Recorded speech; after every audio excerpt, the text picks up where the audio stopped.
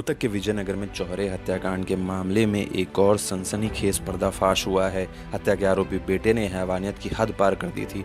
हत्या के बाद पापा के हाथ से सोने का कड़ा और चैन और मां के जेवरात तक भी उतार लिए थे। इसके बाद आरोपी ने हत्या के समय पहने गए अपने कपड़े भी उतारे और सभी को एक थैले में बांधकर साथ वाले मकान में छिपा दिया। आरोपी का मकसद था कि हत्याकांड के 2-4 दिन बाद माहौल शांत हो जाएगा, जिसके बाद वो जेवरात को बेचकर 5 लाख रुपए का बंदोबस्त कर लेगा। लेकिन इससे पहले ही वो पुलिस के शिकंजे में आ गया। आरोपी से पूछताछ के बाद पुलिस ने जेवरात और कपड़े बरामद कर लिए। प्रॉपर्टी डीलर प्रदीप उर्फ बबलू, उसकी पत्नी बबली, सास रोशनी की 27 अगस्त को घर में घुसकर गोली मारकर हत्या कर दी गई थी। प्रॉपर्टी डीलर की बेटी तमन्ना उर्फ नेहा को भी गोली मारी गई थी। इसने इलाज के दौरान 2 दिन बाद पीजीआईएमएस में दम तोड़ दिया था। इस मामले में पुलिस के शक की सुई शुरुआत से ही नजदीकियों पर घूम रही थी।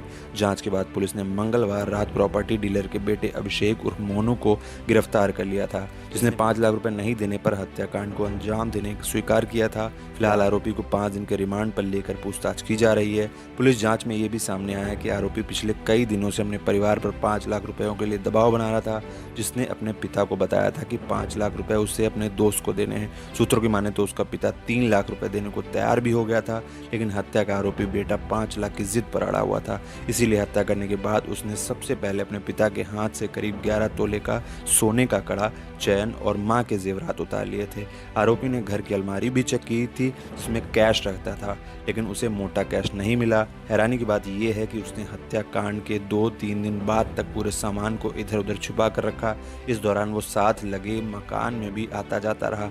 मौका पाकर आरोपी ने उस मकान में ऐसी जगह पर यह थैला छिपा दिया जिससे किसी को दिखाई ना दे। पुलिस ने आरोपी से सख्ती से पूछताछ की, जिसके बाद उसने राज उगला और कहां पर थैला छिपाया है, तब जाकर पुलिस ने उसे बरामद किया।